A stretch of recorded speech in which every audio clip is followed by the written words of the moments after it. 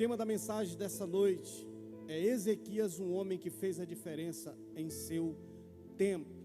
Amém? Olha só, Ezequias, o nome Ezequias, ele tem um significado no hebraico, fortalecido por Deus ou força de Deus. Logo nos dá um sentido de que esse homem era a força de Deus na terra. Amado, quando eu olho para a palavra e vejo Jesus dizendo assim: vocês são a luz do mundo. Quem é a luz do mundo aqui?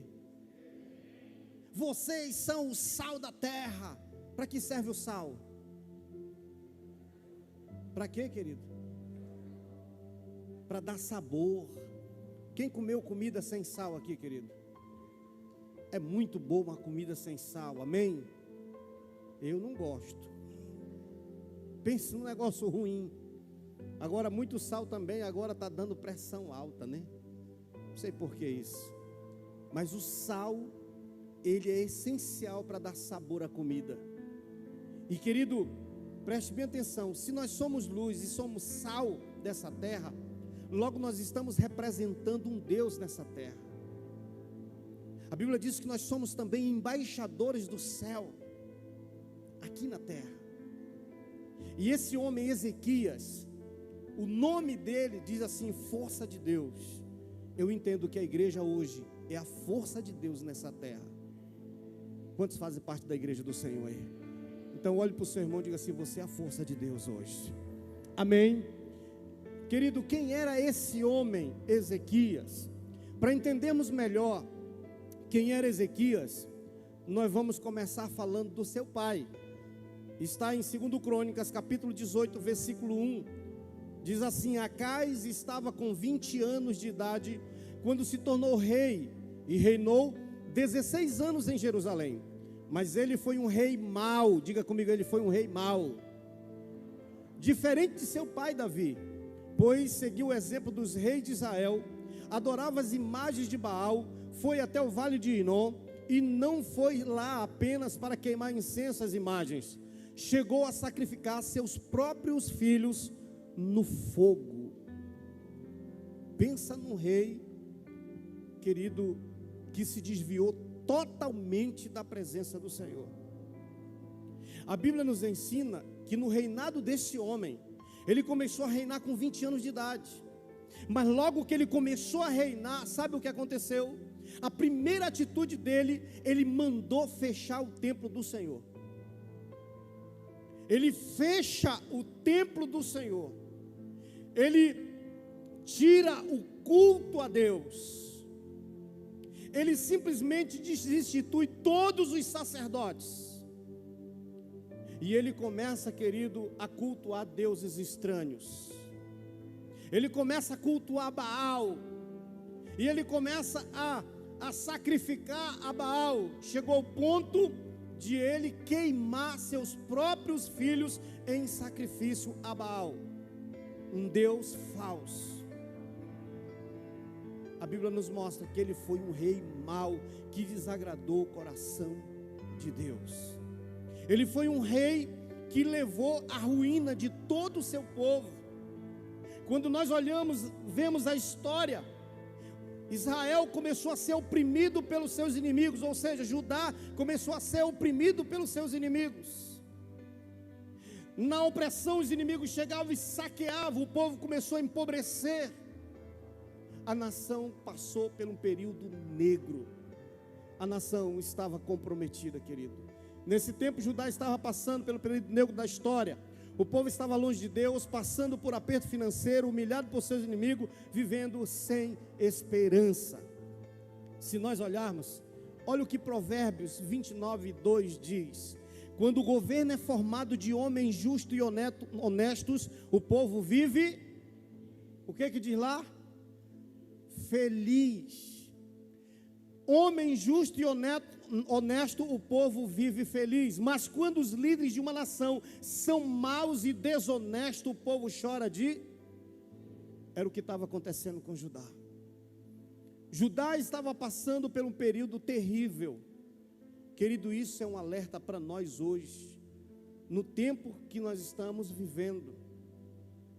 Amado, os nossos governantes, eles precisam ser homens, mulheres de Deus, homens que temem ao Senhor, porque se nós olharmos o que esse rei fez, nós estamos vivendo hoje, governantes que estão mandando fechar igrejas, governantes que simplesmente perderam o temor de Deus, que sacrificam a Satanás, que levam o povo à ruína, à derrota, ao desespero. E amado, nós nunca passamos por um período tão negro como nós estamos passando, com pessoas doentes mentalmente e emocionalmente. Nós estamos vivendo isso. E quando você olha a história, o povo de Judá estava vivendo o mesmo contexto. O povo estava doente emocionalmente. E amado, a igreja do Senhor, ela precisa acordar para isso. A igreja do Senhor precisa acordar. Porque, querido, Salomão, ele foi muito sábio quando ele disse o seguinte: quando o governo é formado de homem justo e honesto, o povo vive feliz. O Brasil está passando por uma transição.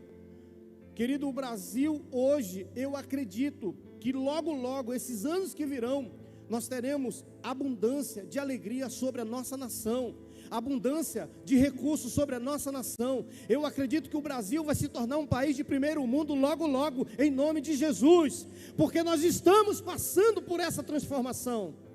Mas por quê? Porque homens justos estão começando a governar a nossa nação. Eu acredito que o Pará vai ser governado por homem justo. Eu acredito que Alenquer vai ser governado por homem justo. Amém, querido? E nós vamos viver felizes. Quem quer viver feliz aqui, levante a mão. Querido, eu digo para você, esse é o tempo de nós começarmos a nos preparar para viver dias melhores. Tem muita gente que diz assim: ah, pastor, do jeito que vai, só vai piorar. Pode piorar para quem pensa assim, pois a Bíblia diz que assim como a tua alma pensa, assim será para aquela pessoa. Mas eu acredito que meu Deus tem promessas para todo aquele que nele crê. Meu Deus tem promessa de dias melhores. Nem que seja 2 ou 3 dias antes do arrebatamento, nós vamos viver dias melhores nessa terra. Quantos creem comigo? Eu acredito nisso. Mas a escolha está na nossa mão. E é um conselho que eu dou para você, igreja. Preste muito atenção. Não negocie. Homens malignos, eles têm, se eles estiverem no poder, eles têm o poder de fechar nossas igrejas. Eles têm o poder de destruir a nossa fé. Amado, Judá sofreu muito por um homem chamado Acais. Um homem trouxe uma destruição terrível. Mas nós vamos ver algo também que aconteceu nesse tempo. Segundo Crônica 28, 27, diz: quando o rei Acais morreu, foi sepultado em Jerusalém, mas não nos túmulos dos reis, e seu filho Ezequias tornou-se o novo rei. Preste bem atenção aqui.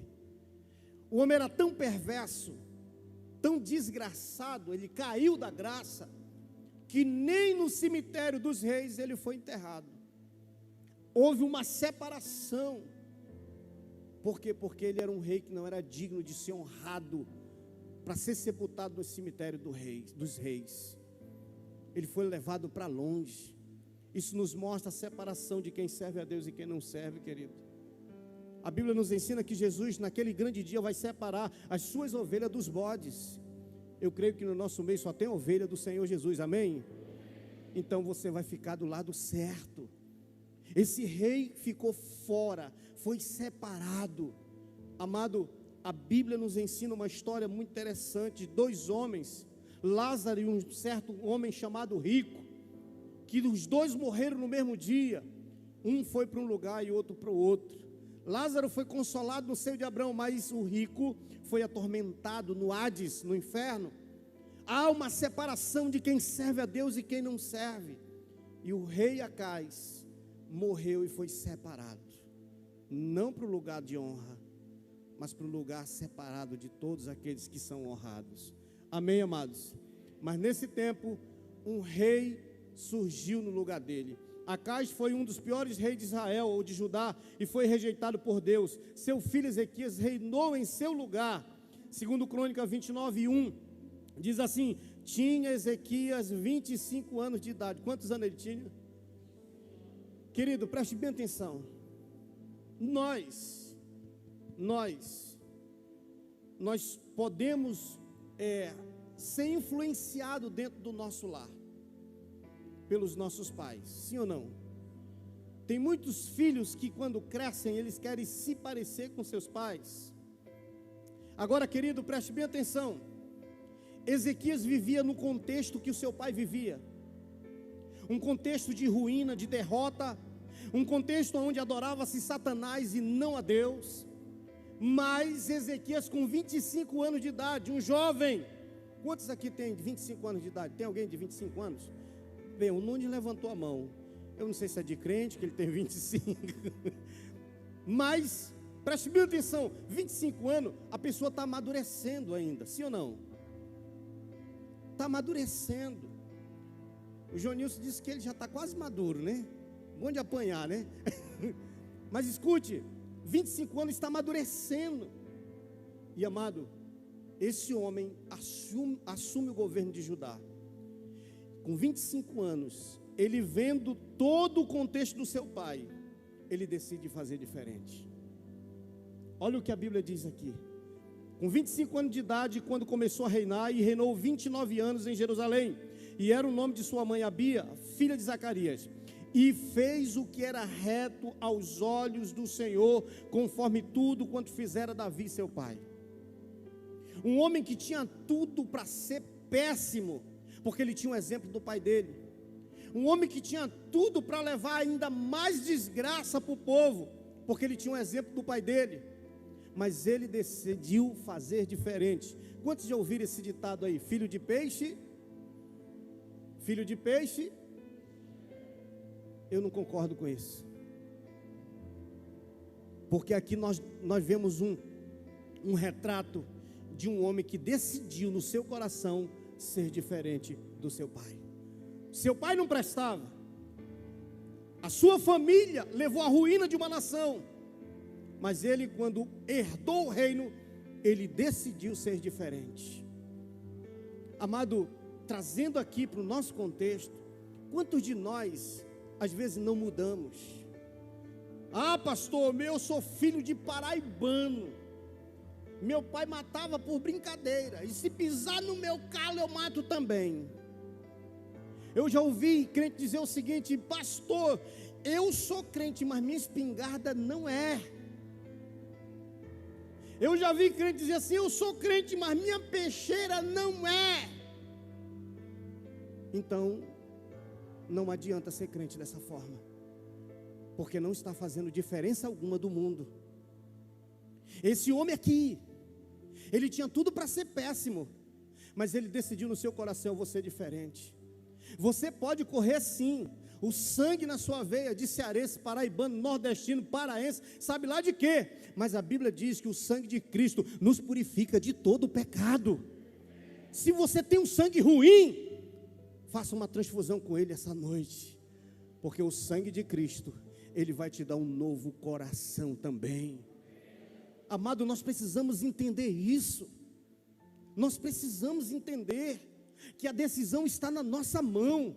Ah, pastor, eu sou assim ruim, eu sou péssimo, por quê? Porque lá no passado eu fui abusado e agora eu quero desforrar. Amado, Jesus tomou teu pecado e cravou na cruz.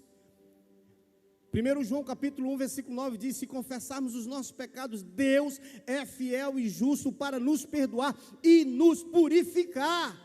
Além de perdoar, Ele nos purifica. E o que é purificar? É voltar ao estado original que nós fomos criados, ou seja, a imagem e semelhança dEle. Então você não tem desculpa de ficar, porque lá no passado, deixa o passado. 2 Coríntios 5,17 diz que aquele que está em Cristo é uma nova criatura, as coisas velhas passaram, tudo se faz. Decida ser novo daqui para frente. Decida ser novo. Ezequias decidiu fazer diferença.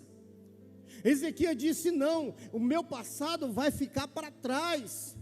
Deus tem uma nova história para mim. E querido, Deus tem uma nova história para você e para essa igreja. Deus tem uma história diferente. Sabe, Salomão diz em Provérbios que assim como o homem pensa, assim será. Mas eu digo para você o seguinte: tem muitos crentes com pensamento, sabe, tão pequeno, tão medíocre, sabe, aquele pensamento, coitadinho de mim. Você não é isso, você é filho de Deus. Você é filho de Deus. Coloque isso na sua mente para você viver dias melhores. Amém, amados? Aleluia. Atos de Ezequias, segundo Crônica 29:3, diz: no primeiro mês do primeiro ano do seu reinado, ele reabriu as portas do templo do Senhor e as consertou. Convocou os sacerdotes, os levitas, reuniu na praça que fica ao lado leste e disse: escutem-me, levitas, consagrem-se agora, consagrem o templo do Senhor, o Deus dos seus antepassados, retire tudo que é impuro do santuário. E quando você termina de ler todo o texto, ele diz assim: quando tiver tudo consagrado, nós vamos reunir a nação. E amado, assim fizeram. Os sacerdotes limparam o templo, reabriram o templo e convocaram a nação inteira. A Bíblia diz que naquele dia estava fora da época, mas eles festejaram a Páscoa fora de época e chamaram todo o povo. E o povo aceitou a convocação, foi ao culto, e nesse culto, querido, começou a adorar o Senhor de uma forma poderosa. E sabe o que aconteceu? Depois em casa você lê o restante. O povo começou a receber a visitação do Senhor. O povo começou a receber a presença de Deus. O povo que chegou lá angustiado começou a saltar de alegria. O povo que chegou doente começou a ser curado. Deus começou a mudar a sorte do seu povo, porque aonde o Senhor chega, Ele muda situações. O povo estava vivendo doente porque estava longe de Deus. O povo estava simplesmente olhando, sabe, seus filhos, seus parentes adorando Baal. Baal não é Deus. Aquelas imagens nada significavam, não podia fazer nada para aquele povo. Mas no dia que eles decidiram cultuar o Senhor, Deus se manifestou no meio do seu povo. E o interessante, querido, que nesse contexto aí, nós vimos algo muito interessante, muito interessante. Ele reabre o templo, santifica os levitas, passam a adorar, cultuar o Senhor, e Deus se manifesta. Quando você olha, tinha pessoas doentes na alma. Sabe, quando eu estava lendo isso aqui, eu comecei a equiparar nos nossos dias. Pessoas que às vezes estão doentes na alma, sabe, não consegue ter alegria mais, não consegue levantar mais a cabeça. Tem pessoas que estão vivendo, querido, à base de remédio todo dia. Tem que tomar remédio para dormir, tem que tomar remédio para acordar. Amado, essa não é a vontade de Deus para o seu povo. E quando nós olhamos aqui, no dia da reabertura, o povo foi convocado, o povo se manteve lá no templo. Deus manifestou, e a Bíblia diz que eles começaram a ser curados. Querido, João capítulo 4, versículo 23 diz: mas a hora vem, e agora é, em que os verdadeiros adoradores adorarão o Pai em espírito e em verdade, porque o Pai procura tais que assim o adorem. Sabe o que eu entendo? Que quando o povo realmente chegou no templo e começou a buscar o Senhor, começou a sacrificar o Senhor, Deus estava procurando sobre a nação. Onde estão os meus adoradores? Aonde estão os meus adoradores? E de repente, ele encontra uma casa cheia, e ele diz: é ali que eles estão. E ele entra, e a presença dele, quando entra, você vai ler, a Bíblia diz que o povo começa a se alegrar, e começa a dançar, e começa a saltar, e o povo entra em festa. A festa dura 7 dias, 7 dias ali na presença do Senhor. Quando terminou o 7º dia, ele reuniu, todo o povo se reuniu, foi até o rei Ezequias e disse: rei, esse lugar está tão bom, mas tão bom, vamos prolongar por mais 7 dias. E o rei disse: isso é legal, vamos cultuar o Senhor mais 7 dias. E sabe o que acontece?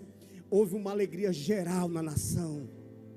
Feliz a nação cujo Deus é o Senhor. Quando Deus se manifesta no lugar, as coisas acontecem no sobrenatural, querido. E o povo começou a sentir alegria na alma, e o povo não queria mais sair da presença do Senhor. Eu acredito, por esses dias tentaram fechar, por esses dias nos privaram de cultuar, por esses dias, sabe, nós deixamos de congregar. Mas uma coisa é certa, maior é o que está conosco do que o que está lá fora. Quando Ele age, até o diabo tem que obedecer. E eu digo para você, que a alegria na minha alma de ver você aqui, a alegria no meu coração de ver a igreja do jeito que está. Sabe por quê? Porque Deus está preparando uma igreja que cultua Ele aqui. Sabe por quê? Porque no céu o nosso ofício será louvar e exaltar o nome dEle para sempre. Aleluia, aleluia. Eu digo para você, igreja, Ezequias fez toda a diferença. Ele levou o povo a ser verdadeiro adorador. E eu digo para você que está na hora da igreja do Senhor a exercer esse ofício de adoração. Nós não podemos mais perder tempo. Nós não podemos mais gastar tanto tempo com coisas. Aleluia. Nós não podemos gastar tempo com coisas dessa terra que vão ficar. Nós temos que ensaiar dia após dia o melhor cântico, a melhor canção, porque logo Jesus virá e nós vamos exercer para sempre essa função no céu. Amém, querido? Amém? Deus anda à procura de verdadeiros adoradores. Eles estão aqui, sim ou não? Segundo Crônica 31:4 diz: além disso, ordenou ao povo que morava em Jerusalém que desse porção pertencente aos sacerdotes e aos levitas, para que eles se dedicassem à lei do Senhor. Logo que esta ordem se divulgou, os filhos de Israel trouxeram em abundância de primícias, de trigo, mosto, azeite, mel e todo o produto do campo. Também trouxeram em abundância o dízimo de tudo. Os filhos de Israel e de Judá, que habitavam na cidade de Judá, também trouxeram o dízimo de bois, de ovelhas e o dízimo das coisas dedicadas que foram consagradas ao Senhor seu Deus, e depositaram aos montões. Ezequias estava vendo que o povo estava passando por momentos difíceis financeiramente também. E a Bíblia diz, aquele versículo que a Nilma leu agora há pouco, minha esposa leu, que aquele que semeia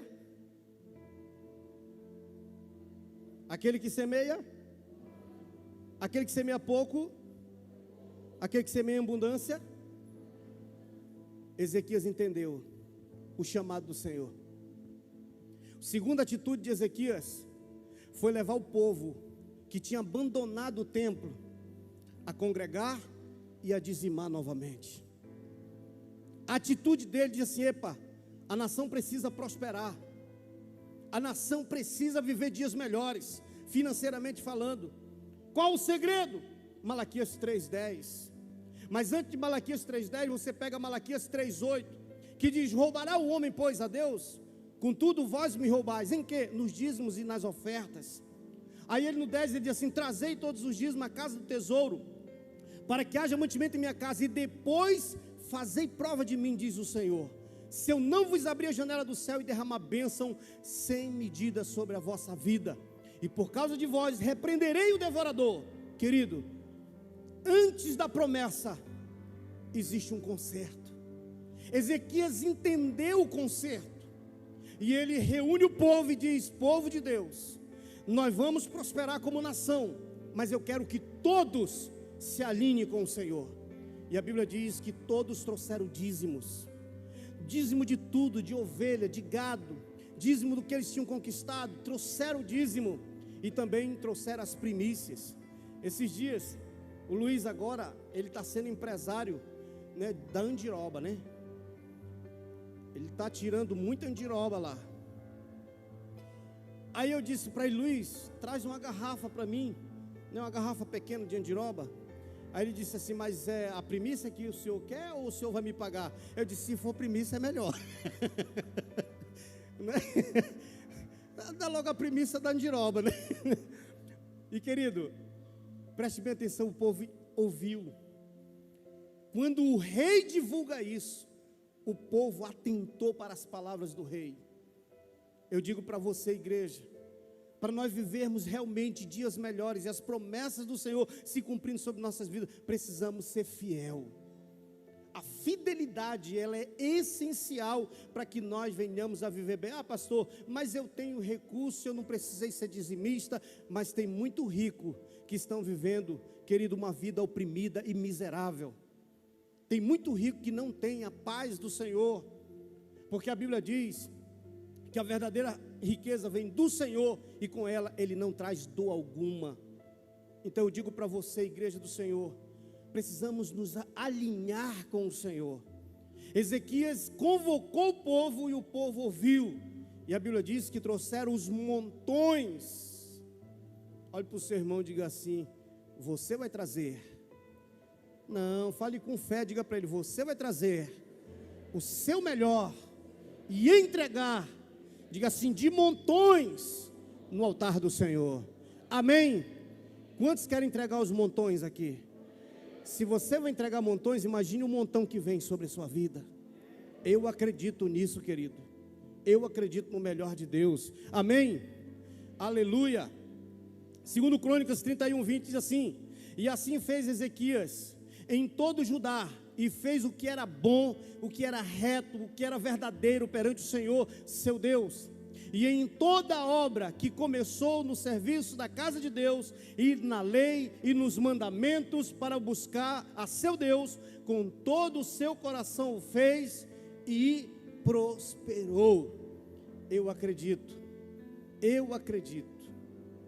querido, que se nós aplicarmos esses mandamentos no nosso coração, dias melhores estão por vir. Dias de bênçãos do Senhor estão por vir sobre nossas vidas. E aquilo que eu tenho pregado, que nós vamos viver dias melhores. Nós vamos ver essa cidade prosperando. Porque quando você olha todo o contexto, toda Judá, a nação começou a prosperar no reinado de Ezequias. E eu acredito que por alguém que é fiel, Deus pode mudar a sorte da nossa cidade. O Anglicson estava orando assim: Senhor, nós queremos faculdade para os nossos jovens. Nós queremos algo de qualidade aqui para Alenquer. A Bíblia nos ensina também que a oração do justo pode muito em sua atuação.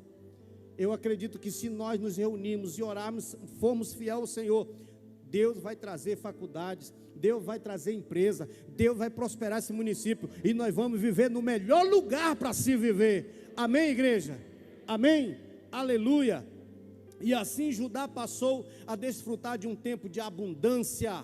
Aleluia. Terceiro ato de Ezequias, leva o povo a ter uma experiência sobrenatural com Deus. Segundo Reis 19:14 diz assim: recebendo pois Ezequias cartas das mãos dos mensageiros e lendo-as, subiu à casa do Senhor, e Ezequias as estendeu perante o Senhor e disse: inclina, Senhor, teu ouvido e ouve, abre, Senhor, os teus ouvidos e olha, ouve as palavras de Senaqueribe, que ele enviou para afrontar o Deus vivo. No momento de prosperidade, que estava tudo indo muito bem, o diabo se levanta. Você já prestou atenção que muitas das vezes parece que está tudo indo muito bem na nossa vida, de repente, acontece alguma coisa? Deus, porque o Senhor permitiu? Queridos, eu aprendo algo interessante aqui. A nação toda estava vivendo, sabe, o auge, o poder de Deus sobre si. Satanás disse: eu preciso impedir que essa nação de alguma forma prospere mais. Eu preciso impedir. E ele levanta esse rei da Síria com mais de 185 mil soldados, 3 vezes a população de Alenquer. Ele levanta um grande e poderoso exército e manda uma carta para Ezequias e diz: Ezequias, nós já destruímos várias nações maiores e mais poderosas do que você. O próximo será você, se você não se submeter ao meu comando. E ele diz: esse teu Deus que tu serve, ele não é nada. E começa a afrontar Ezequias. Pega a carta dos mensageiros, vai lá na casa do papai, coloca no altar e diz: Deus, veja, esse cara está afrontando alguém que ele não conhece. Esse cara está afrontando o Deus vivo, o Senhor dos senhores, o Rei dos reis. Senhor, Ele também diz que vai destruir a nossa cidade. Ele diz, Pai, que nós não somos páreo para Ele. E ele começa a conversar com Deus. Querido, era um rei. Em vez de ele ir para o templo, ele poderia muito bem reunir o exército. Mas a confiança dele não estava no exército. Estava naquele que estava tendo experiência dia após dia com Ele. Eu digo para você, querido, que talvez a tua confiança esteja em pessoa, por isso Deus ainda não operou em teu favor. Às vezes você confia tanto em pessoas, mas Deus quer ter uma experiência pessoal contigo. Amado, nós precisamos entender que o nosso Deus é um Deus pessoal. A salvação é individual. Ah, pastor, eu só vou buscar o Senhor se minha mulher for comigo. E se tua mulher for para o céu e tu vai ficar, ou vice-versa. Deus quer ter experiência pessoal conosco. Querido, nós somos filhos. E tem filho que pula no colo do pai, e abraça e beija. Deus quer ter esse relacionamento conosco. Amém, igreja? Ezequias foi ao templo, conversou com Deus. E querido, olha só o que acontece. Ezequias ora ao Senhor e recebe a resposta. Segundo Reis 19:34. Porque eu ampararei essa cidade. Deus já falando, isso aqui é Deus falando. Ele está dizendo, olha, não se preocupa, porque eu vou amparar essa cidade. Sabe o que eu vejo? É que quando realmente nós determinamos no nosso coração a sermos diferentes, a fazermos a diferença no nosso tempo, quando nós colocarmos no nosso coração o desejo de busca pelo Senhor realmente, vai chegar um momento que uma simples oração que eu e você fizermos, nós vamos trazer, sabe, a proteção de Deus para toda a nossa cidade. Para toda a nossa cidade. E ele diz para Ezequias, não te preocupa, porque eu vou amparar essa cidade. Olha só o que ele diz: para livrar por amor de mim e por amor do meu servo Davi. Eu coloco aqui diferente. Deus dizendo para mim e para você, não te preocupa, porque eu vou amparar Alenquer, por amor de mim e do meu servo Jesus, que morreu por toda Alenquer. Eu vou amparar essa cidade.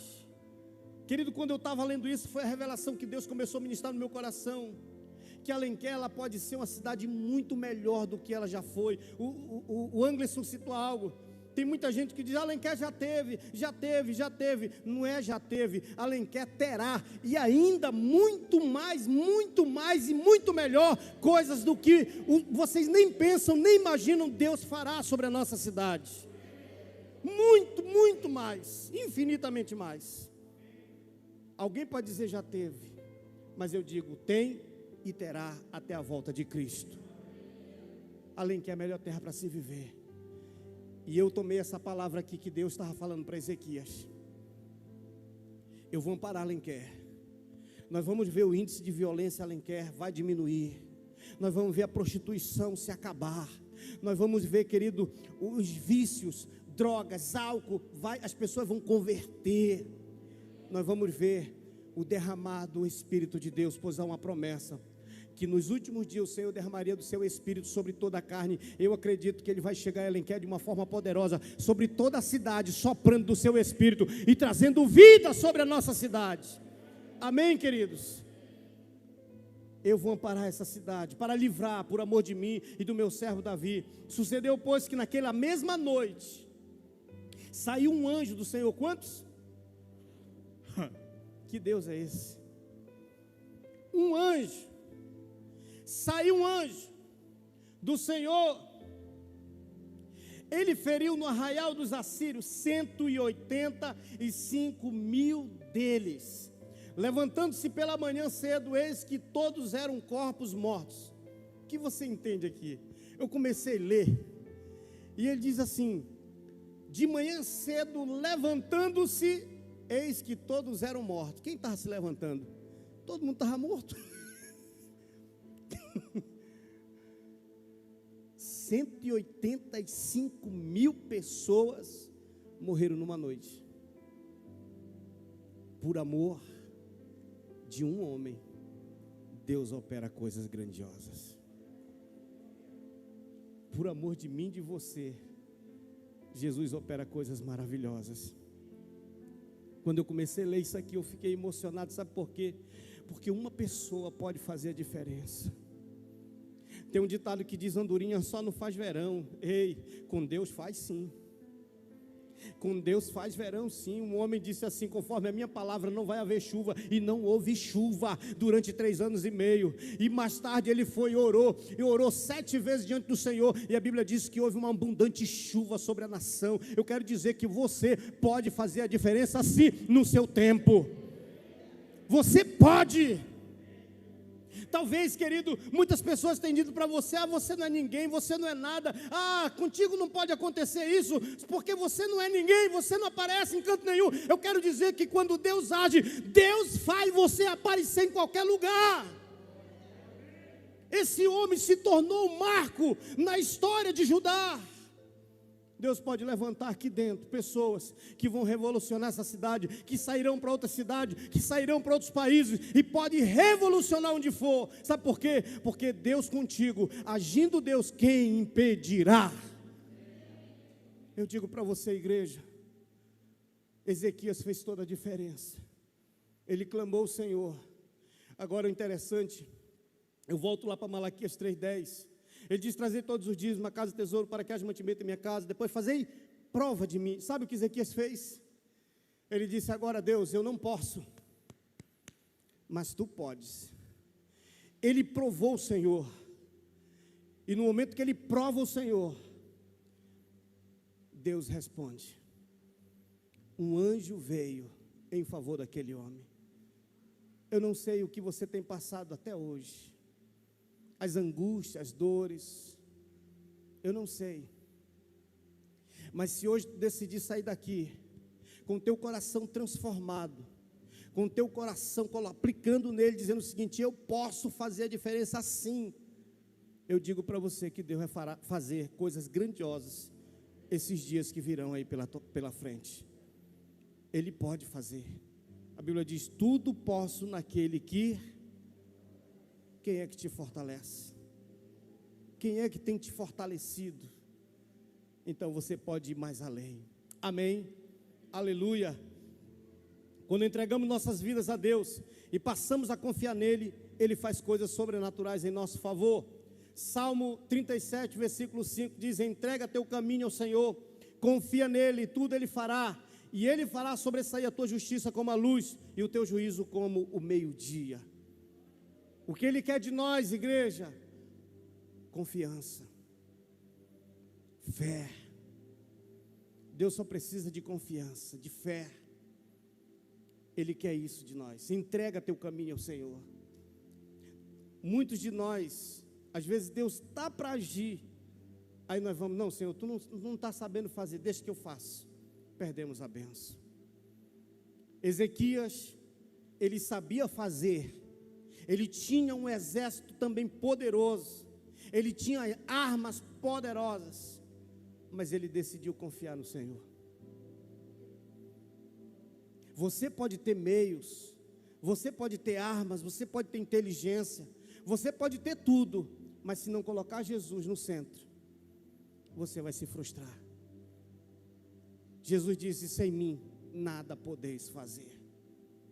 Chega um momento que a gente pode até estar subindo a ladeira, mas sem Jesus, chega um momento que a gente escorrega e desce. Jesus, querido, é o nosso porto seguro. Jesus é o centro da nossa vida. Nós não podemos fazer nada sem Ele. O salmista diz assim: entrega teu caminho ao Senhor, confia nele e tudo Ele fará. O que você está precisando? Ele pode fazer. Olha